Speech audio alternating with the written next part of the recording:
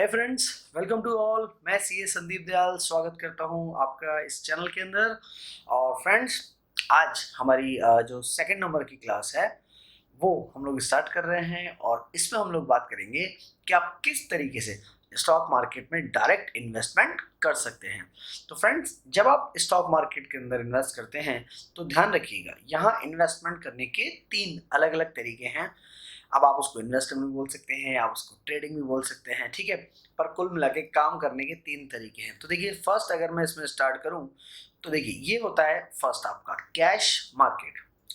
अब ये cash market क्या होता है फ्रेंड्स? ये बिल्कुल आसान सा मार्केट है और ये बेसिकली जो रिटेल इन्वेस्टर हैं जिन्होंने इनिशियल काम स्टार्ट किया है उनके लिए भी बहुत अच्छा है, और जो पुराने प्लेयर है वो भी बहुत इसमें काम करते हैं। ये स्टॉक मार्केट के अंदर काम करने का सबसे एक बेसिक तरीका होता है जिसमें हम लोग पहले स्टॉक को परचेज करते हैं और फिर स्टॉक को सेल करते हैं। देखिए फ्रेंड्स, हमेशा ये चीज़ आप ध्यान रखिए कि अगर आप स्टॉक मार्केट के अंदर आ रहे हैं तो अच्छे स्टॉक का सिलेक्शन करें। सिलेक्शन कैसे होता है ये मैं आपको बताऊंगा, पर अभी हम जो बात कर रहे हैं कि कैश मार्केट में क्या होता है, पहले आप क्या करेंगे, आप स्टॉक को परचेज करेंगे और फिर आप उसको सेल करेंगे। अब इसमें देखिए, फ़ायदा ये होता है कि आपने स्टॉक परचेज किया, अगर वो नीचे भी आ गया तो कोई प्रॉब्लम नहीं है, क्योंकि अगर आपने एक अच्छा शेयर खरीदा है तो आज नहीं तो कल वो वापस ऊपर आ ही जाता है। तो वेट करना बहुत इंपॉर्टेंट है, पेशेंस रखना काफ़ी इंपॉर्टेंट है। अभी ये हमको ध्यान रखना पड़ेगा कि स्टॉक मार्केट के अंदर देखिए, लगभग जो आपके पास 7 to 8 thousand लिस्टेड कंपनीज हैं, हर एक कंपनी का शेयर कैश मार्केट में जरूर अवेलेबल होता है। कैश मार्केट बिना तो काम होता ही नहीं। जैसे अगर आपको रिलायंस का शेयर खरीदना है, फॉर एग्जांपल 1500 रुपए का एक शेयर है, आपको अगर 10 शेयर खरीदने तो आपने 15,000 का पेमेंट किया और आपको सर 10 शेयर हैं वो आपको मिल जाएंगे। अब अगर आप उसका जो टारगेट है वो 1600 अगर लेके चलते हैं तो अगर आपका 1500 का शेयर 1600 रुपये हो जाएगा तो आप उस शेयर को बेच देंगे। 100 रुपीज़ पर शेयर का आपको प्रॉफिट होगा, तो 10 शेयर्स पे आपको मिलेंगे 1000 रुपीज़। ये होता है कैश मार्केट, यानी कि जिसमें हम पहले क्या करते हैं, एज यू कैन सी, पहले हम लोग इसके अंदर बाय करते हैं एंड देन फिर हम इसमें क्या करते हैं, सेल करते हैं। तो ये आपके पास एक बेसिक तरीका होता है, और जैसे कि मैंने आपको बोला कि हर एक स्टॉक जो है वो इस तरीके से काम जरूर करता है। तो कैश मार्केट एक इनिशियल तरीका है काम करने का। जैसे भी आप नॉर्मल चीज़ में क्या होता है, हम लोग अगर कोई चीज़ बेचना चाहते हैं तो पहले हमको खरीदना पड़ेगा और फिर हमको बेचना पड़ेगा। तो ये कैश मार्केट का सिंपल रूलिंग है, ठीक है। तो इसमें हम लोग ज़्यादा टाइम नहीं लगाएंगे, अभी आगे हम लोग बढ़ते हैं। देखिए नेक्स्ट, तो जैसा कि आपको नज़र आ रहा है, ये है आपका फ्यूचर मार्केट। देखिए, फ्यूचर मार्केट जो है ना वो बड़ा ही टेक्निकल है और इसको अच्छे से समझना हमारे लिए काफ़ी इम्पोर्टेंट रहेगा, क्योंकि ये एक इस तरह का इंस्ट्रूमेंट है मार्केट के अंदर जो आपको बना भी सकता है और आपको बिगाड़ भी सकता है। तो ये जो इंस्ट्रूमेंट है, प्लीज़ ध्यान रखें। मैं फिर आप सभी से बोलूँगा, ये जो आप देख रहे हैं फ्यूचर मार्केट, प्लीज़ इसका बहुत अच्छी तरीके से यूज़ आपको करना चाहिए। अब इसमें देखिए, ध्यान रखिए, ये जो फ्यूचर मार्केट का काम होता है ये नॉर्मली ट्रेडर्स लोग करते हैं, है ना, जिनका जो ऑन द स्क्रीन बैठे रहते हैं, या जैसे कि मैंने आपको लास्ट क्लास में बताया था, पोजिशनल ट्रेड अगर आप चाहें तो वो भी आप इसमें कर सकते हैं। अब इसमें काम कैसे होता है ये मैं आपको बताता हूँ। इसमें आपको एक जो सर्टन क्वांटिटी है शेयर्स की, वो पूरा का पूरा एक सेट आपको खरीदना पड़ेगा, ठीक है। देखिए, कैश मार्केट में तो क्या था, अगर आपने 1500 रुपये का रिलायंस का एक शेयर है, अगर आपको एक शेयर खरीदना है तो आप 1500 रुपये, तो बात खत्म, है ना, उसमें आप काम कर सकते हो। देखिए, फ्यूचर्स में क्या होता है, मैं आपको फ्यूचर्स का एग्जांपल बताता हूँ। फ्यूचर्स में जैसे अगर मैं रिलायंस की बात करता हूँ तो आपको क्या करना पड़ता है, आपको इनके लॉट खरीदने पड़ते हैं। अभी लॉट क्या होता है सर? लॉट होता है बंच ऑफ शेयर्स। जैसे रिलायंस का जो लॉट है वो लॉट है 500 शेयर्स का। तो सर, अगर आप इस पूरी वैल्यू को मल्टीप्लाई करें, यानी कि 1500 रुपीज़ का एक शेयर और 500 शेयर्स का लॉट, तो जब आप 1500 को 500 से मल्टीप्लाई करेंगे तो टोटल वैल्यू कितनी आएगी? 7,50,000। बहुत बड़ा सौदा है। 7.5 लाख रुपए का रिलायंस का एक लॉट है।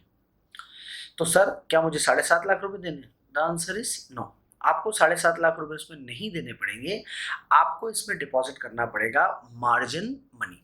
अब ये मार्जिन मनी कैसे होता है मैं आपको बताऊं। आप ये ध्यान रखिए, मैं आपको मोटा मोटा रूल दे देता हूं कि जितना भी आपका पूरे लॉट का वैल्यू बैठता है, जैसे मैंने आपका बेसिक एग्जांपल ले रखा है, रिलायंस 1500 का एक शेयर है, 500 शेयर का लॉट है, 7,50,000 उस एक लॉट की कीमत है। तो आपको लॉट्स में खरीदना पड़ेगा, 1 लॉट, 2 लॉट, 3 या 4, जितने लॉट आप खरीदना चाहें। एक लॉट की कीमत है 7,50,000, लेकिन सर आपको पूरा 7,50,000 नहीं देना है, आपको देना है एक मार्जिन मनी। और वो मार्जिन मनी आप मोटा मोटा एक मान के चलिए कि अराउंड 20% के आसपास होता है। 20%, जैसे 7,50,000 का आपका पूरा लॉट है तो उसका 20% बैठेगा 1,50,000। तो आपको 1,50,000 का मार्जिन, यानी कि एक तरह देखा जाए तो एक सिक्योरिटी है, वो आपकी ब्रोकर के पास रहती है। ब्रोकर फिर आगे वो सेबी में डिपॉजिट रखता है। तो 1,50,000 आपका जमा हो गया सर, यानी कि 1.5 लाख रुपए देके आपने 7.5 लाख रुपए का सौदा अपना बुक कर लिया। ठीक है सर, बड़ी अच्छी बात है। 7.5 लाख रुपए का सौदा, और आपने बुक कितने में कर लिया सर? आपने उसको बुक कर लिया 1,50,000 रुपीज में। चलिए बहुत अच्छी बात है सर। अब आगे क्या? अब आगे ये कि अब डेली बेसिस पे आपको चेक करना पड़ेगा। क्या चेक करना पड़ेगा? कि अगर शेयर का भाव ऊपर या नीचे हो रहा है। अगर ऊपर हो रहा है तो कोई दिक्कत नहीं है, अब आपको मार्जिन देने की जरूरत नहीं है। जैसे आप मान लीजिए कि आपने 1500 में रिलायंस का लॉट बुक किया, रिलायंस का भाव हो गया 1520, 1520, कितनी वैल्यू बढ़ी? 20 रुपीज बढ़ी। लॉट में कितने शेयर? 500। तो 500 मल्टीप्लाई बाय 20, यानी कि आपका प्रॉफिट हुआ 10,000 रुपीज का। तो अगर रिलायंस का शेयर 20 रुपये बढ़ जाता है तो आपका मुनाफा कितना हुआ? 10,000 रुपये का मुनाफा आपका हुआ। तो अगर आप चाहें और आप इससे सेटिस्फाइड हैं तो आप अपना सौदा जो है वो कैंसिल कर दें, मतलब बराबर कर दें, स्क्वायर ऑफ कर दें, और आपको 10,000 का प्रॉफिट हो जाएगा।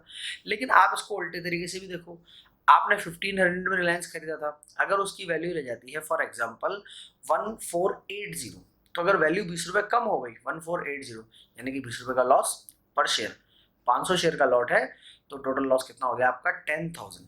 तो वो जो 1,50,000 आपका जमा है वो तो जमा है ही सही, ये 10,000 रुपये आपको और ब्रोकर को डिपॉजिट कराने पड़ेंगे। ठीक है, तो जितना आपका मार्जिन कम होता जाएगा, अगर आपको उसमें लॉस लगता जाएगा तो लॉस आपको जमा करा के रखना पड़ता है। ध्यान रखिए फ्रेंड्स, ये जो फ्यूचर कॉन्ट्रैक्ट होते हैं ये मंथली कॉन्ट्रैक्ट होते हैं, और हर महीने का जो लास्ट हमारा थर्सडे होता है, ठीक है, तो हर महीने के लास्ट थर्सडे तक आपको ये जो अपना सौदा है, ये जो अपना आपने ट्रांजैक्शन किया है, ये सौदा आपको काटना पड़ेगा। तो आप एक्सपायरी के पहले भी अगर चाहें तो कभी भी काट सकते हैं, अदरवाइज आपको एक्सपायरी के दिन तो काटना पड़ेगा ही। अब सर फ्यूचर्स में इस तरीके से काम होता है, लेकिन यहाँ पर एक चीज देखिए, जब आप कैश मार्केट की बात करते हो तो आप समझिए कैश मार्केट में पैसा तभी बनेगा अगर शेयर मार्केट में तेजी होगी। ठीक है सर, क्योंकि कैश मार्केट में क्या होता है, जैसे आप देखिए मैंने आपको बताया कैश मार्केट में क्या होता है कि पहले आप बाय करते हैं फिर आप सेल करते हैं, तो कैश मार्केट में तो ये होता है। तो आप समझो आप कैश मार्केट में सिर्फ तभी कमा पाएंगे अगर शेयर मार्केट में तेजी आएगी तो आप कमाएंगे, तेजी नहीं आएगी तो आप नहीं कमाएंगे।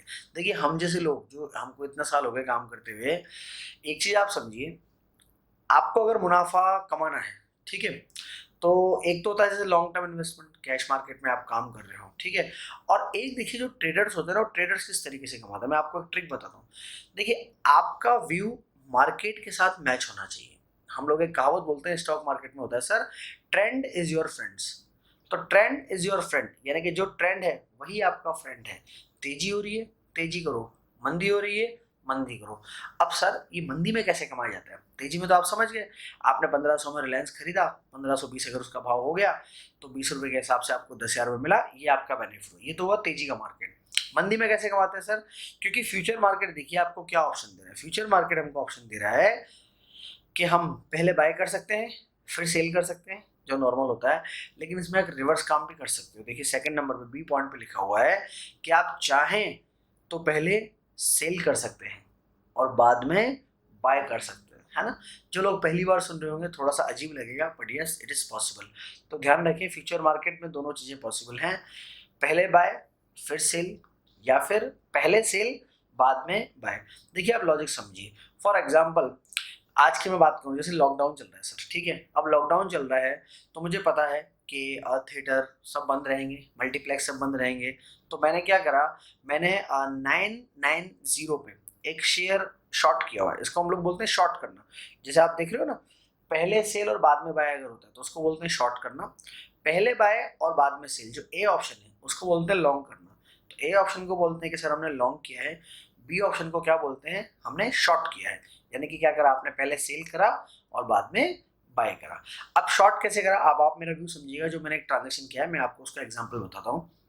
तो जैसे कि मैंने देखा कि भाई लॉकडाउन है थिएटर वगैरह मल्टीप्लेक्स सब बंद रहेंगे तो पीवीआर का धंधा जीरो, सबसे बाद में खुलेंगे मॉल। तो मैंने क्या करा, मैंने पीवीआर को शॉर्ट कर दिया, यानी कि मैंने उसको सेल कर दिया। जब आप पीवीआर को शॉर्ट कर दो, क्योंकि मेरा व्यू उस पर ये है कि पीवीआर 900 रुपये तक आ जाएगा, अभी 990 चल रहा है 990, लेकिन मेरा व्यू ये है कि पीवीआर बहुत जल्दी 900 रुपये तक आ जाएगा, तो यानी कि इसको बोलते हैं मंदी है। तो फिर मैंने क्या करा, मैंने 990 में पीवीआर को शॉर्ट कर दिया, यानी कि मैंने क्या करा, पहले सेल करा है। तो जो बी ऑप्शन है उसमें मैंने काम करा, पहले सेल कर दिया।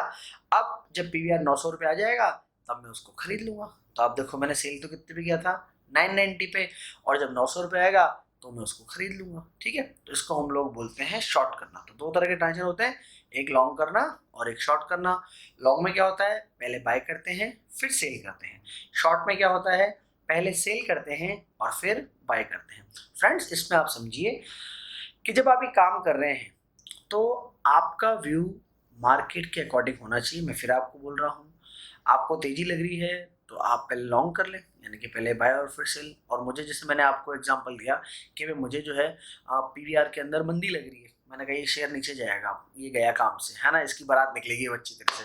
तो मैंने क्या करा, मैंने 990 के अंदर पीवीआर को शॉर्ट कर दिया, उसका जो लॉट है वो लॉट मैंने शॉर्ट कर दिया, और जब वो 900 रुपये पे आएगा तो मैं उसको बाय कर लूँगा।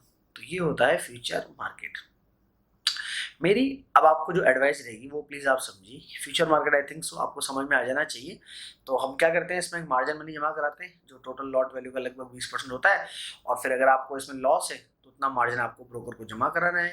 प्रॉफिट है तो आपकी मर्जी है, कभी भी आप अपना सौदा काट के अपना प्रॉफिट ले सकते हैं। और हर महीने के लास्ट थर्सडे को एक्सपायरी वाइंड अप हो जाती है, खत्म हो जाती है, आपका सौदा कट जाएगा अगर आप नहीं काटोगे तो। ठीक है, तो मेरी जो एडवाइस है वो प्लीज़ आप लोग ज़रूर अच्छे से सुने। देखिए, जब आप ये फ्यूचर्स का काम करते हैं ना, तो इसमें देखिए रिस्क बहुत होता है। जैसे मैंने आपको रिलायंस का एग्जांपल दिया कि भाई रिलायंस का 1500 रुपीज़ का शेयर है, 500 शेयर है, 7,50,000 रुपीज़ का लॉट है। ठीक है, मैंने 1.5 लाख रुपए दे दिया एज अ मार्जिन मनी, और 7,50,000 का मेरा सौदा वहाँ खड़ा हो गया।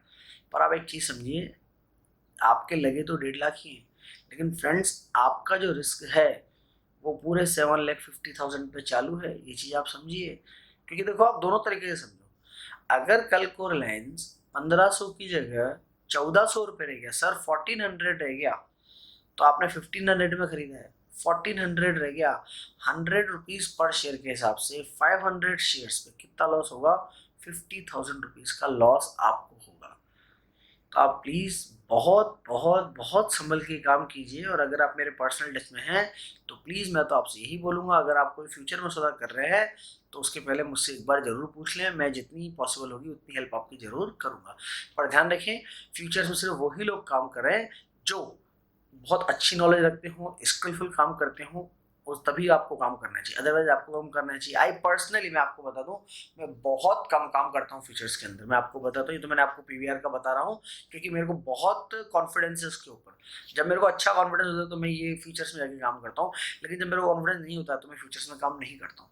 क्योंकि प्लीज़ एक गोल्डन रूल मैं आपको स्टॉक मार्केट का बताता हूँ, और वो गोल्डन रूल है, first of all to preserve your capital. सबसे जरूरी है आपकी कैपिटल बचाना। देखिए, प्रॉफिट कमाना हमेशा सेकेंडरी मैटर होता है, प्रॉफिट तो आप कमा लेंगे, तो प्रॉफिट कमाना मेरे लिए इतना इंपॉर्टेंट नहीं है। मेरे लिए इंपॉर्टेंट है मेरी कैपिटल को प्रिजर्व करना, उसको बचा के रखना। ठीक है, ध्यान रखिए, फ्यूचर मार्केट बड़ा जो है खतरनाक होता है सर, इन फ्रीक्वेंट स्पैकिंग, और बहुत दिक्कत ही कर सकता है अगर आपका व्यू मार्केट व्यू से मैच नहीं हुआ तो। लेकिन इसमें भी एक पॉइंट मैं आपको बताना चाहूँगा, देखिए इसका बेनिफिट भी है क्योंकि बहुत बड़ा सौदा है और बहुत कम रेट पे जो है आप इसका काम कर लेते हैं। जैसे मैं आपको एक एग्जांपल बताता हूँ कि यही काम आप निफ्टी में कर सकते हैं। देखिए निफ्टी क्या होता है, मैंने आपको बताया था, निफ्टी एक इंडेक्स है ना, और ये एनएससी जो हमारा है, नेशनल स्टॉक एक्सचेंज है, वहाँ पर एक आप ये मान के चलिए, निफ्टी को भी आप एक मान के लिए चलो बॉस कि ये भी एक तरह का शेयर होता है। देखो जैसे क्या होता है कि हम लोग होटल के अंदर जाते हैं, है ना, आप होटल के अंदर जाते हो तो एक तो ये होता है कि आप अपनी पसंद की कोई भी वेज मंगा लें और अपनी पसंद से उसको आप मंगा के खा सकते हैं ना। इसमें आपने रोटी मंगाई, सर शाही पनीर मंगाया और दाल मंगाया आपने, ठीक है सर, ये आपने अपना कॉम्बिनेशन बनाया और खाया, बहुत अच्छी बात है। एक होता है कि होटल में क्या होती है, पूरी प्लेट मिलती है आपको, है ना, थाली मिलती है उसको हम बोलते हैं।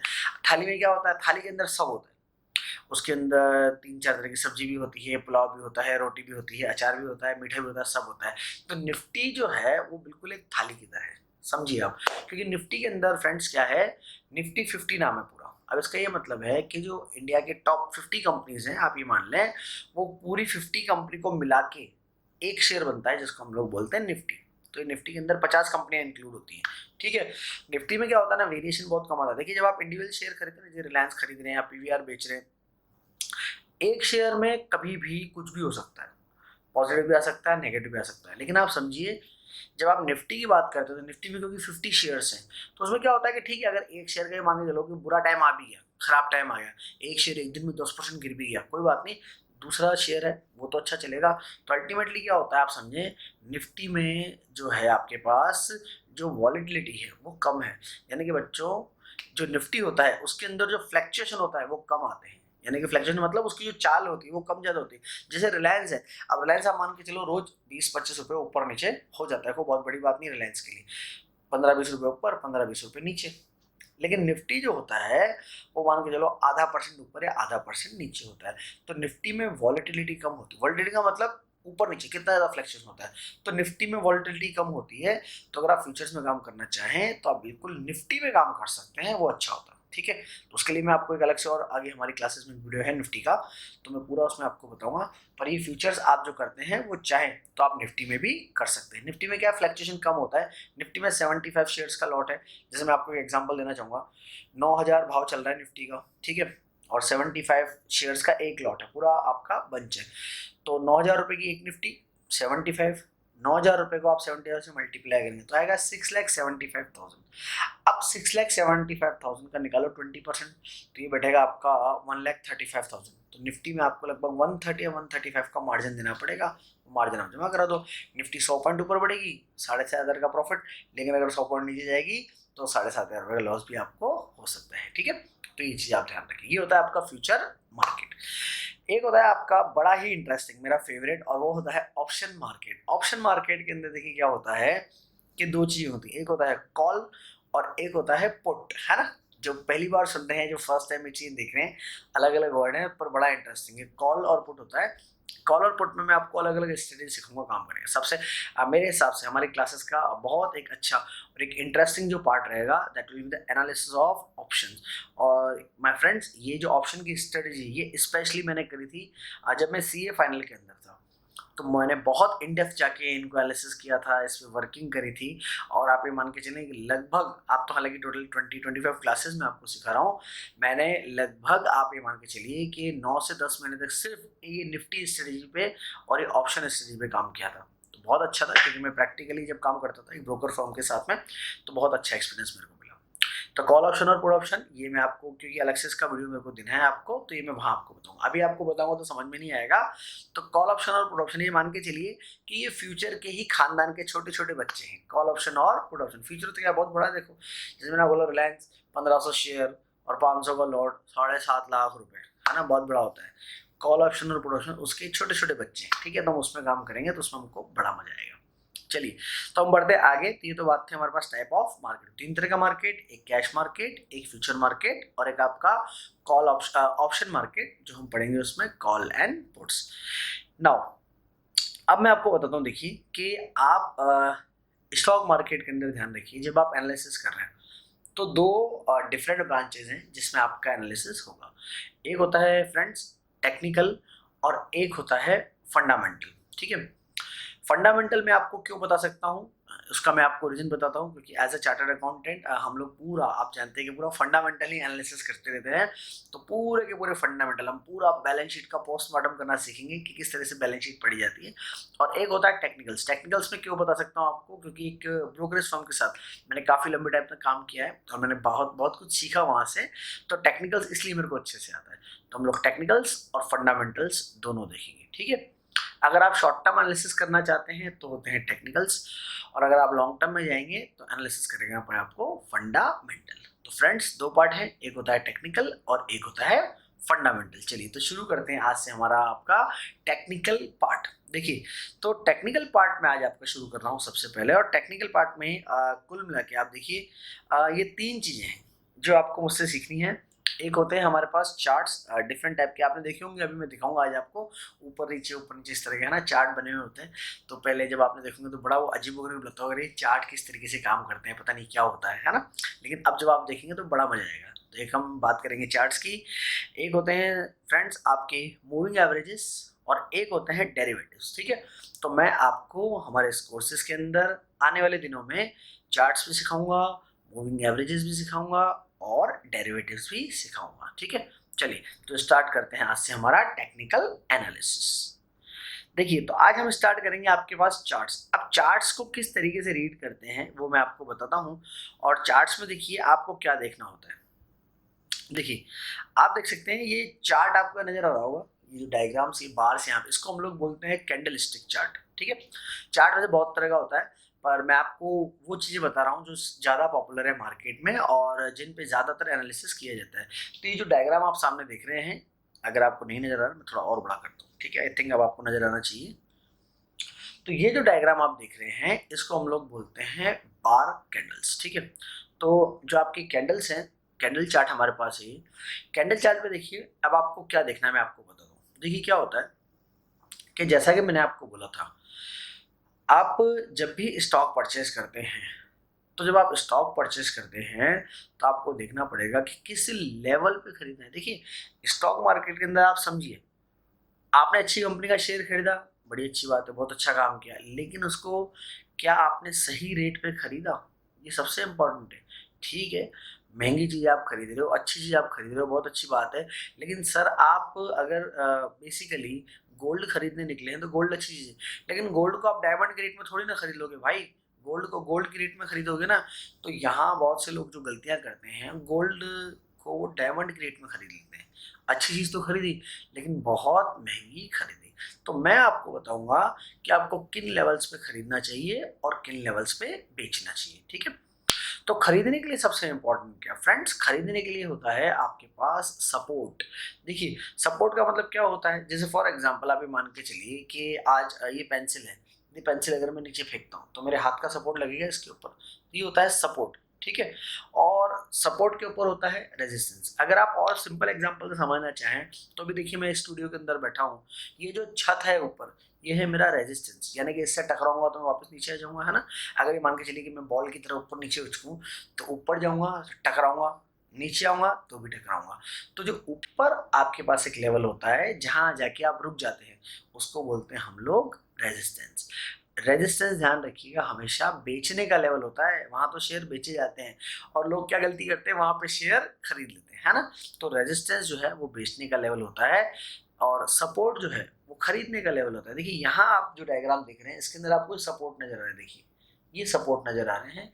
जब ये चार्ट आपका चल रहा था, अच्छा सपोर्ट कैसे पता लगता है, पिछला चार्ट देखना पड़ता है, उससे सपोर्ट पता लगता है। देखिए जब ये चार्ट आपका चल रहा था तो ये समझिए कि हम लोगों ने ये एक चार्ट, ये यहाँ इसने पहले सपोर्ट लिया, फिर ये ऊपर की तरफ गया, यहाँ तक गया, और फिर ये जब यहाँ पर आया होगा तो जो स्मार्ट ट्रेडर है, ठीक है, जो अच्छे से स्किलफुल ट्रेडर हैं, उन्होंने देखा कि यार पिछली बार ये शेयर यहाँ तक गिरा और यहाँ गिरने के बाद ये फिर से ऊपर आया, फिर अभी यहाँ पे गिर गया है, तो यहाँ गिर गया है तो यहाँ मुझे ये शेयर खरीदना चाहिए। तो ये जो लेवल आप देख रहे हो ये है आपका सपोर्ट लेवल, और यहाँ पर आपको शेयर खरीदना चाहिए था। और सर फिर बेचना कब चाहिए था, तो देखिए जैसे सपोर्ट आपको नजर आ रहा है वैसे ये एक रेजिस्टेंस भी, आप देखो इस जगह पे जाके शेयर क्या होता है, लाइन आपको दिख रही होगी, इस जगह पे जाके ये शेयर रुक जाता है। तो बहुत सिंपल है, खरीदने का लेवल है ये और बेचने का लेवल है इसके आसपास, यानी कि इस लेवल के आसपास हम लोग क्या करेंगे, बेच देंगे, ठीक है। तो ये होता है सपोर्ट और ये होता है रेजिस्टेंस। तो मैं इसलिए आपको बिल्कुल बेसिक वर्ड से बता रहा हूँ, क्योंकि मैं ये एज्यूम करके चल रहा हूँ फ्रेंड्स के मेरे दोस्तों को कुछ नहीं आता है, मैं उनको बिल्कुल जीरो लेवल से सिखाने की कोशिश कर रहा हूँ, ठीक है। तो ये होता है सपोर्ट और वो होते हैं ऊपर आपके पास रेजिस्टेंस। तो हम कब खरीदेंगे, हम हमेशा सपोर्ट पे खरीदेंगे, और कब बेचेंगे, हमेशा रेजिस्टेंस पे बेच देंगे। ये होता है स्मार्ट इन्वेस्टर।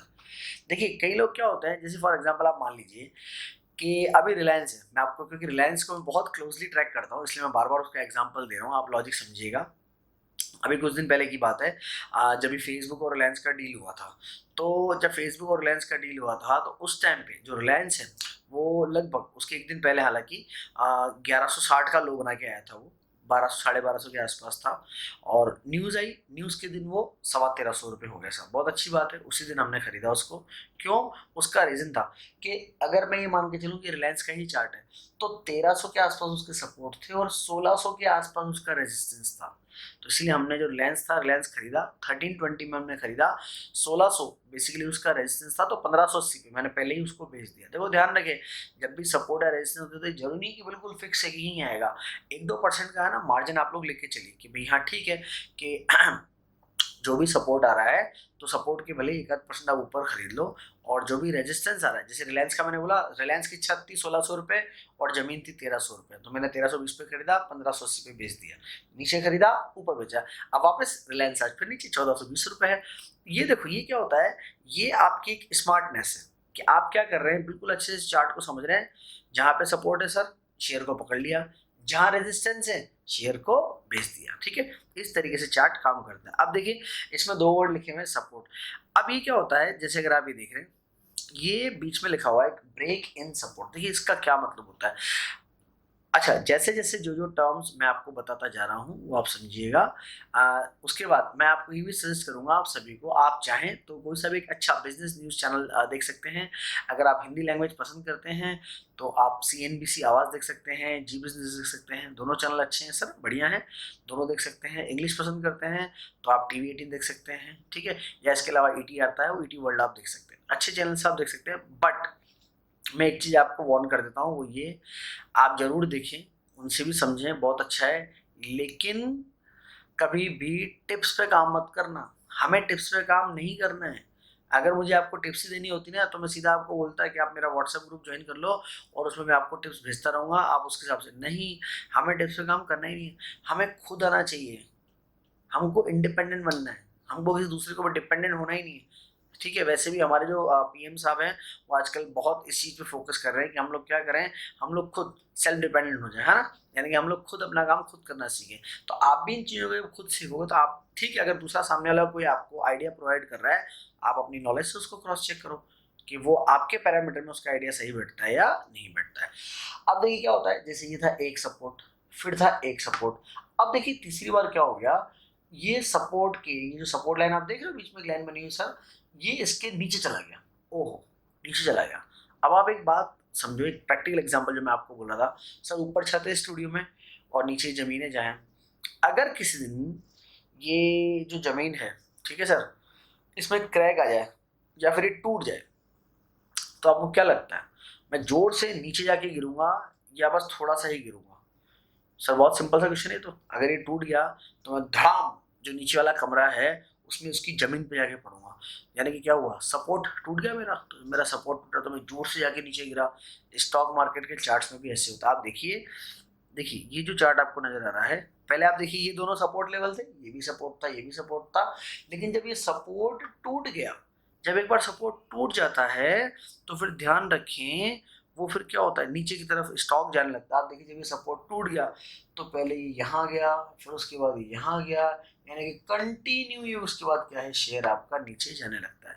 तो ध्यान रखिए अगर सपोर्ट टूट जाता है तो फिर उस स्टॉक में से आपको बाहर निकल जाना चाहिए। ठीक है, उसको हम लोग बोलते हैं लेवल। जो मैं आपको वर्ड बता दूंगा, देखिए 2 वर्ड बड़े इंपॉर्टेंट है, एक होता है आपका टारगेट और एक होता है आपका स्टॉप लॉस। स्टॉप लॉस का मतलब ये होता है कि अगर उस लेवल के नीचे आपका शेयर चला गया है तो भले ही आपको लॉस हो रहा है, आपको उसमें से निकल जाना चाहिए। जैसे मैं आपको बताऊं, मैंने रिलायंस खरीदा था 1320 में, ठीक है, 1320 रुपये मैंने रिलायंस खरीदा था, 1290 उसका स्टॉप लॉस था, तो मैंने परचेस किया था 1320 में, मेरा स्टॉप लॉस था 1290। यानी कि अगर वो 1290 के नीचे चला जाता तो मेरे को 30 रुपये का लॉस होता। समझ रहे हैं आप, 1320 में मैंने खरीदा और 1290 मेरा स्टॉप लॉस था। अगर वो 1290 के नीचे चला जाता तो मैं क्या करता, मैं उस शेयर को बेच के बाहर निकल जाता, भले मेरे को 30 रुपये का लॉस आ रहा था, है ना, क्योंकि 1320 में खरीदा, 1290 स्टॉप लॉस है। अगर वो भाव आ गया और उसके नीचे वो ट्रेड करने लग गया तो मैं बिल्कुल उसमें से निकल जाऊंगा। अब क्या होता है ना, जो रिटेल इन्वेस्टर होता है, जो शुरू शुरू में इन्वेस्टमेंट करता है, उससे क्या होता है ना, वो अब लॉस देख नहीं सकता, तो उसकी हिम्मत नहीं होती 1290, अरे नहीं यार मैं तो नहीं बेचूंगा 1290 में। सर वो 1290 नहीं बेचता, वो जाके ना बट सीधा 900 रुपये में बेचेगा रिलायंस को, बिल्कुल, तो ध्यान रखें, अगर किसी भी स्टॉक के अंदर उसके सपोर्ट टूट जाते हैं तो फिर उसको बेच देना चाहिए, उसको रखने का कोई मतलब नहीं है। क्योंकि आप मान के चलो, देखिए रिस्क एंड रिटर्न है, स्टॉक मार्केट में पैसा कमाने का तरीका आप समझिए। आपने जैसे 10 अगर ट्रेड करे तो 10 में से आप ये मान के चलिए कि 7-8 आपके बढ़िया एग्जिट बैठेंगे, है ना, 8 अच्छे बैठे, 2 में आपका ही सपोर्ट ऊपर टूट गया, आपका स्टॉप लॉस लग गया, जैसा आप रिलायंस था 1320 का, वो 1290 के नीचे आ गया, ठीक है, घाटा लग गया। तो स्टॉक मार्केट में इस तरीके से कमाया जाता है कि ठीक है, आपने 10 ट्रेड करे, 8 में आपके जो आइडिया थे बिल्कुल सही बैठे, 2 में आपका स्टॉप लॉस लग गया, कोई बात नहीं, 8 में कमाई हुई, 2 में नुकसान हुआ, नेट नेट 6 ट्रांजेक्शन में तो आपने कमाया ना। इस तरीके से कमाना पड़ता है। आप ये प्लीज बिल्कुल मत सोचिएगा कि आप जितने ट्रेड लगाएंगे वो 100% करेक्ट है। 100% बिल्कुल करेक्ट नहीं होते हैं। बहुत बहुत बड़े बड़े जो महारथी हैं, अगर आपको ये बोलता है देखो मैं ये लेवल दे रहा हूँ, मेरे लेवल से मार्केट चल रहा है, तो सर अगर वो इतने इंटेलिजेंट हैं जिनके कहने से मार्केट चलता है, तो मेरे ख्याल से हमारे पूजा घर में गणेश जी की मूर्ति हटा के उनकी मूर्ति लग जानी चाहिए थी अभी तक, तो अगर वो इतने इंटेलिजेंट थे तो, है ना। तो प्लीज आप इन चीजों में बिल्कुल ना फंसे, अपना नॉलेज बढ़ाएं, चीजों को सीखना समझें, ठीक है। तो ये होता है सपोर्ट। सपोर्ट जब तक काम कर रहा है सपोर्ट पे खरीदो और ऊपर रेजिस्टेंस में बेचो, और अगर कभी सपोर्ट टूट जाता है तो फिर हम हमारे शेयर को बेच देंगे, क्योंकि सपोर्ट टूटने के बाद वो आप देखिए शेयर वापस नीचे की तरफ आता है, ठीक है। तो मैंने आज आपको ये एक बेसिक चार्ट बताया है सिर्फ, ठीक है। हम लोग आगे फिर और एडवांस चार्ट्स की बात करेंगे। कल से मैं आपको अलग अलग चार्ट के दर्शन कराऊंगा। वैसे एक चार्ट मैंने आज और ये भी निकाल के रखा हुआ था, पर क्योंकि अब आज हमारा टाइम हो गया है, बट कोई बात नहीं, चिंता ना करें, मैं आपको सारे सिखाऊंगा। ये जो है आप देखिए, ये है ना एक अपवर्ड लाइनिंग, आप देखो उसके अंदर कितना बढ़िया चार्ट है। चलिए 5 मिनट में आपको दिखाता हूँ, ये समझाएंगे फिर इसको डिटेल में कल। देखिए अब क्या था, ये रेजिस्टेंस, ये छत थी ऊपर की, ये नीचे सपोर्ट था। सपोर्ट यहाँ आप खरीदें, यहाँ आपने बेच दिया, ठीक है। नहीं तो देखो जब ये रेजिस्टेंस ने तोड़ा, तो रेजिस्टेंस तोड़ा तो फिर और ऊपर की तरफ गया, फिर ये अगला रेजिस्टेंस बना, फिर नीचे सपोर्ट पे खरीदा। तो हमें पता है कि हमेशा सपोर्ट पे खरीदना है, रेजिस्टेंस पे बेचना है, सपोर्ट पे खरीदना है, रेजिस्टेंस पे बेचना है, ठीक है। तो हम ये ट्रिक सीखेंगे, सपोर्ट पे किस तरीके से खरीदा जाता है और रेजिस्टेंस पे किस तरीके से बेचा जाता है, ठीक है फ्रेंड्स। तो आज की हमारी ये जो बेसिक अभी क्लास है चार्ट्स की, वो हम लोग यहाँ वाइंड अप कर रहे हैं। अभी हम लोग चार्ट सीख रहे हैं। कल से हम लोग चार्ट्स के पैटर्न में आपको बताऊंगा, अच्छे अच्छे पैटर्न हैं जिसमें आपका डबल बॉटम है, डबल टॉप है, ठीक है। और इसके अलावा जब हम मूविंग एवरेज में जाएंगे तो अलग अलग मूविंग एवरेज देखेंगे। फिर मैं आपको चार्ट भी देखना सिखाऊंगा और ऐप वगैरह बताऊंगा, एक दो ऐप किस तरीके से आप वहाँ पे चार्ट्स को अच्छी तरीके से देख सकते हैं। So thank you so much and that's all for today. Bye bye, take care of yourself, thank you.